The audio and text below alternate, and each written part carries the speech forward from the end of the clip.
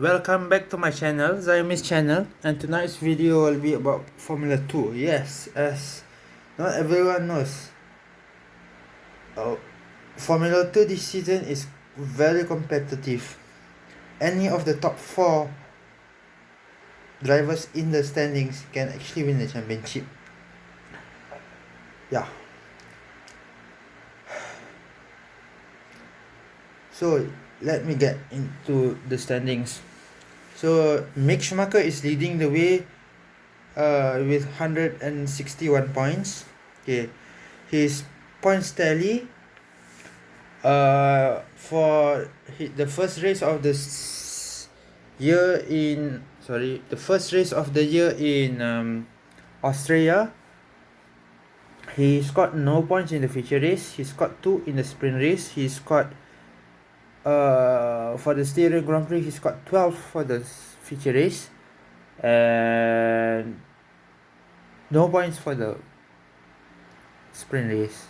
Okay, then he scored 15 points for the feature race and 10 points for the sprint race in Hungary.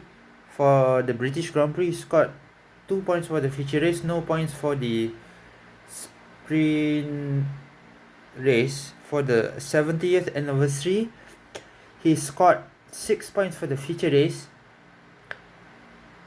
okay, and 14 for the sprint race. For the Spanish Grand Prix, he scored 8 for the feature race and 10 for the sprint race. For the Belgium Grand Prix in Spa, he scored 15. I think he got a podium here, and he scored 12 for the sprint race. For Monza, he scored 25 points. I think he won this race, if I'm not mistaken, because 25 points is for the race winner usually. Okay, then he scored 12 for the sprint race. So for the feature race in Mugello, he scored 10 points, and he scored another 8 points for the sprint race. So that's why his total is 161 points. For Callum Illot, on the other hand, he's 8 points behind. Okay, he scored a whopping 27 points for the feature race in the Australian Grand Prix, but no points in the sprint race. He scored 10 points for the feature race for the Styrian Grand Prix and 6 for the sprint race for the Styrian Grand Prix. He scored 8 points for the feature race in Hungary and 12 points for the sprint race in Hungary. He scored 10 points for the British Grand Prix for the feature race and no points for the sprint race. He scored 29 points. I think he won this race, and plus he had the fastest lap, and a few more points is added over there. So yeah, so he had 29 points here. 29 points, and he also scored 4 points for the sprint race. For the Spanish Grand Prix, he has 14 points for the feature race and a solid 3 point for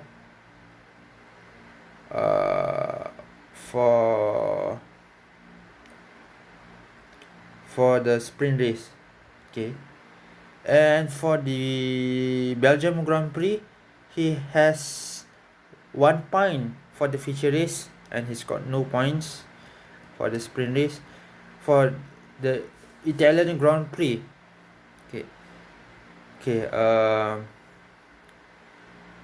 he scored 12 points for the feature race, 15 points for the sprint race.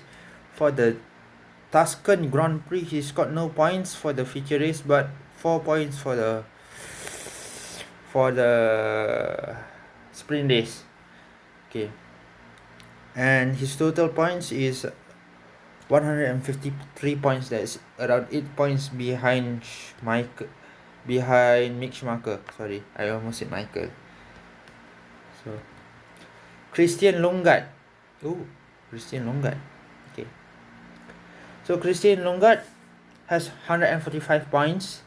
So he's for the first the Australian Grand Prix, the season opener. He scored 12 points for the feature race, 6 points for the sprint race. He scored 8 points for the what do you call it, it he scored 8 points for the feature race and 17 points for the sprint race for the Syrian Grand Prix. For the Hungarian Grand Prix, he did not score any points at all. Okay, for the feature race or even sprint race. Okay, he scored 10 points for the British Grand Prix for the feature race and no points. Sorry, that was I was looking at Elliot's one. Sorry, he actually scored 12 points for the British Grand Prix and 14 points for the sprint race, 12 points for the feature race. So for the 70th anniversary, he scored 10 points for the feature race and sprint race, no points. And he had no points finishes in Spain, yes, for the second time in the season. For both races, he did not finish in the points for the feature race in Belgium, but for the sprint race he got 2 points. For the race in Monza, for the feature race, he won. He got 15 points. Okay. For the feature race, he got 15 points. For the sprint race, 12 points. Okay. For Mugello, he got feature race 12 and he won in Mugello for the sprint race, so 17 points. 17 points for race win. I don't know how the point system in Formula 2 works, because every time when they qualify on pole position, they will get 4 points, and if they get a fastest lap, they get 2 bonus points or something. I seriously don't know how the point system of Formula 2 works. Formula 1 is straightforward. Formula 2, I seriously don't know how it works. Trust me. Okay, so yeah, 145 points for Lundgaard, and 5 points behind him is another Ferrari development driver by the name of Robert Shwartzman. There's three FDA drivers in the top 4 of the F2 standings. Okay, the other one is from RSA, from the Renault Sports Academy. That is the Dane Christian Lundgaard. Yes, Christian Lundgaard. So Robert Shwartzman's points is 140 points total. Okay, I'm telling you guys the total first. So yeah, so he scored 15 points for the feature race in the Australian Grand Prix. Okay, he scored 8 points for the sprint race in Australia.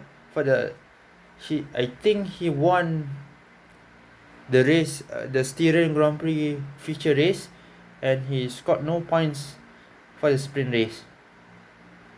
And then he won in Budapest, and he scored 8 points for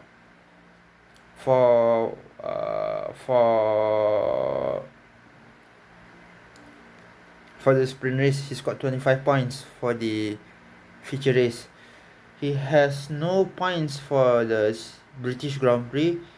He has 4 points for the 70th anniversary Grand Prix for the feature race, and no points for the sprint race. It's 18 points for the Spanish Grand Prix feature race, and no points for the sprint race. He has 12 points for the feature race in Belgium, and 17 points for the sprint race in Belgium. Okay. Yeah, for the Belgium Grand Prix. So for the Italian Grand Prix, okay, he has 2 points for the feature race and 6 points for the what do you call it, the Italian Grand Prix sprint race. Okay, for the Tuscan Grand Prix, he had no points for both races. Either he did not finish in points, or one of the races he retired. I think he retired in one of the races. Maybe in the or he did not score points in both of the sprint race, the feature race and sprint races. So yeah. So yeah, it's quite competitive for the top 4. Anyone can win the F2 championship. I'm gunning for Elliot.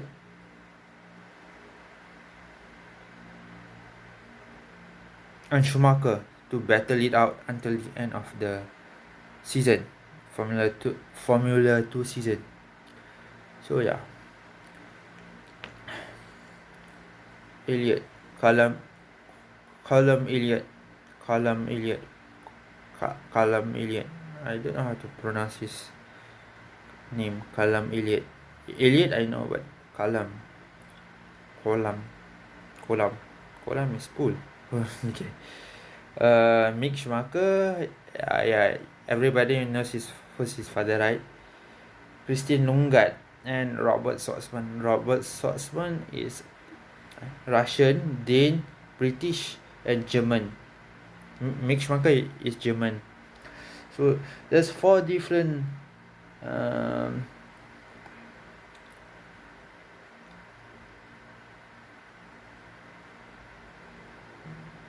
drivers from 4 different countries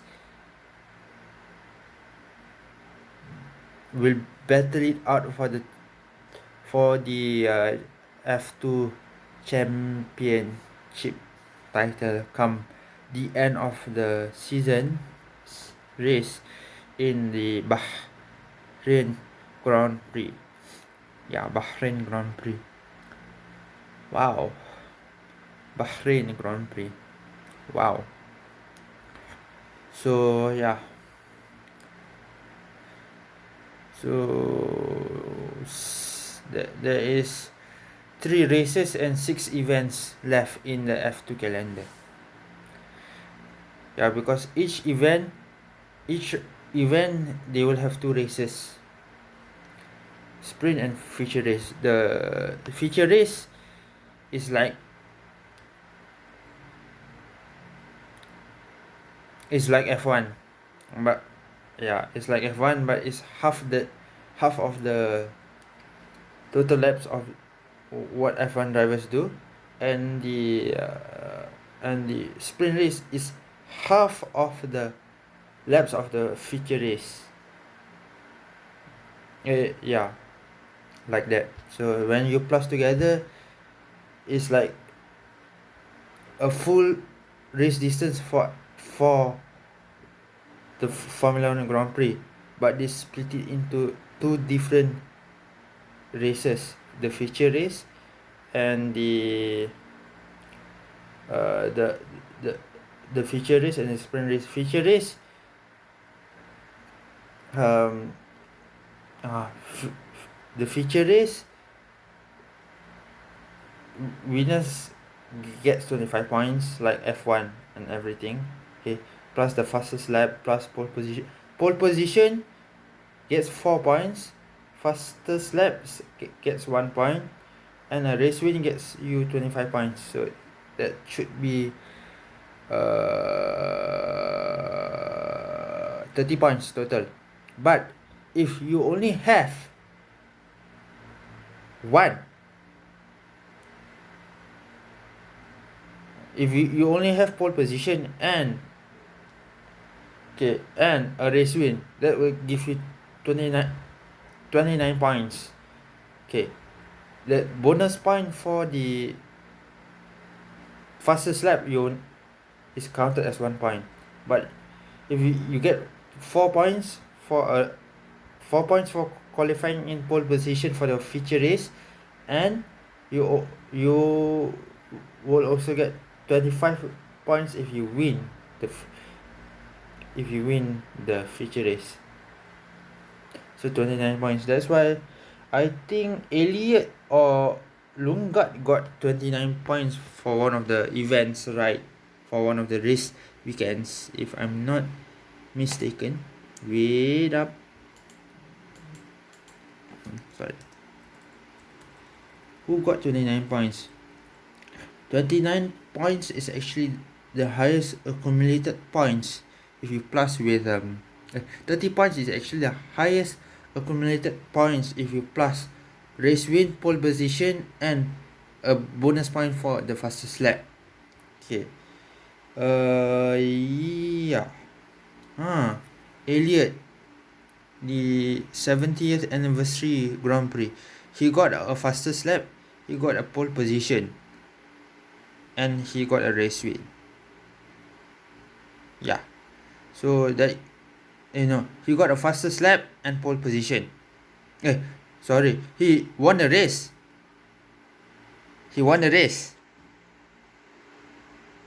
And started from pole. So yeah, 25 plus 4 is 29. If he got a bonus point for the fastest lap, that will be a full 30 points. I think no one has gotten a full 30 points for a race event yet, right?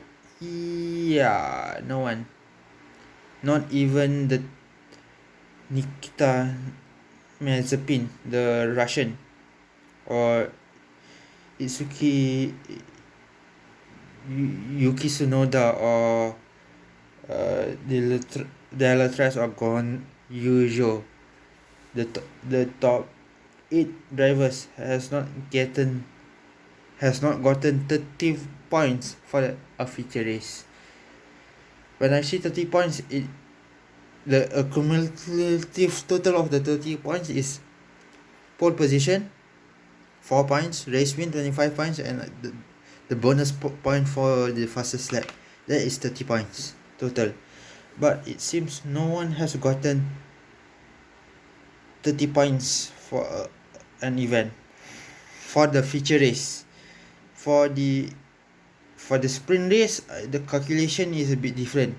I don't know how to calculate for the sprint race, but for the feature race, it's like F1, but it's half of the distance that the F1 driver will do, if I'm correct. Yeah.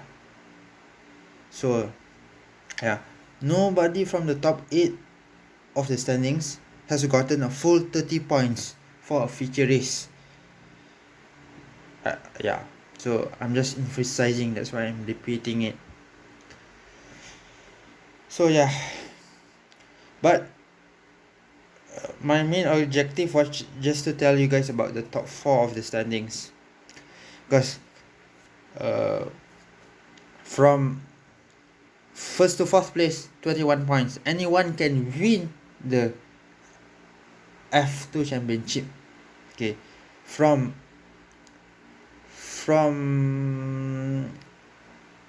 first to third is 16 points. From first to second is 8 points. From second to third is 145, 153. That is it, if I'm not mistaken.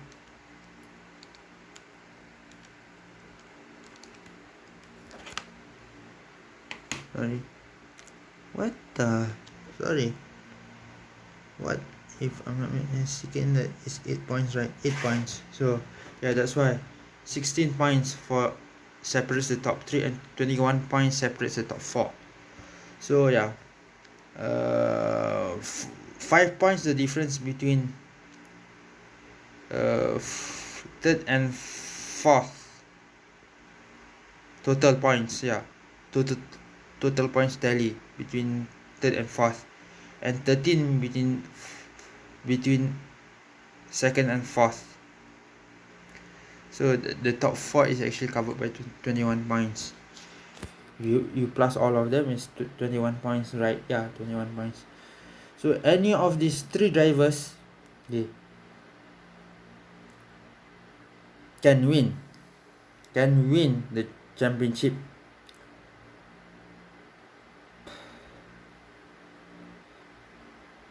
Can win the Formula 2 championship. The top 3 will graduate into F1. Hopefully it's not, all the 3 drivers are not from the Ferrari Driver Academy. Hopefully.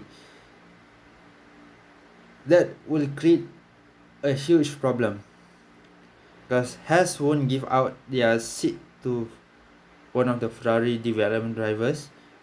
The only team that will give their seat to a Ferrari development driver is Alfa Romeo. But Alfa Romeo will have to keep one seat for a well established driver, even though the driver does not have any podiums or championships to his name, like Perez or Hülkenberg.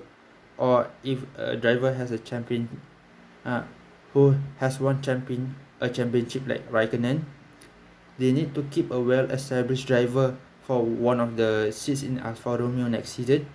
And maybe if Schumacher finishes in the top 3 of the standings, Ferrari might have a problem putting in Elliot, because they can only put one driver in beside Raikkonen. They can't put 2 drivers in. So Elliot might need to wait for another season. Yeah, but that won't happen, because if Raikkonen signs a new contract, or even if the Alfa Romeo team decides for Hülkenberg or Perez to replace Raikkonen, Ferrari would be stuck in a cul-de-sac, because they can't straight away put Elliot into Ferrari, because they have a contract with Sainz.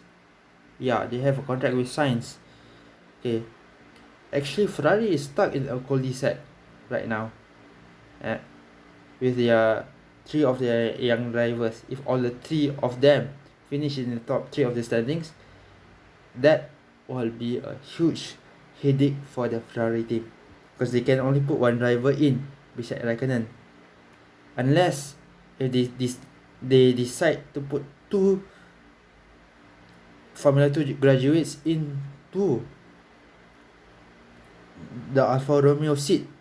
But Frederick Vasseur will not agree with that, so they have to sacrifice Giovinazzi. They won't sacrifice the other seat, because they might want Raikkonen, Perez or Hülkenberg to be in that seat. Yeah, so these 3, the Finnish, the Mexican and the German. When I say the German, I'm not referring to Vettel, because Vettel has signed for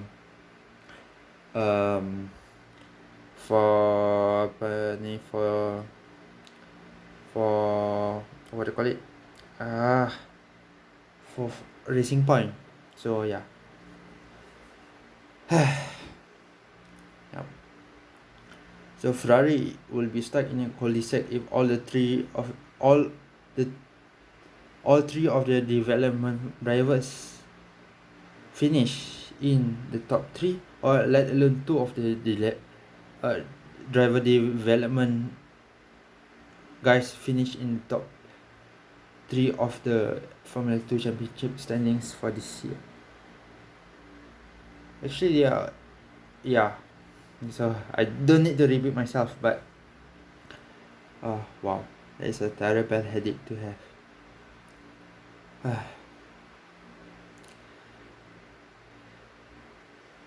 Oh wow. I just oh wow. I can't imagine what the EON of Ferrari, that Elkin guy, is thinking now, and the team principal of Ferrari, Mattia Binotto, is thinking right now, because they can only afford to put one driver in the seat that is now occupied by Antonio Giovinazzi. So yeah, that's all for tonight. Good night, and please don't forget to subscribe to my channel, Zaimis channel, for more updates and videos about Formula 1 or Formula 2 or Formula 3. Formula 3. Who won the Formula 3 championship? Who won? It was not a Ferrari development driver who won, but this guy is from Australia actually, and his manager is a former Red Bull driver, and who is also a former teammate of a certain Sebastian Vettel. Yeah, for my next video, but I think I will do it later this year.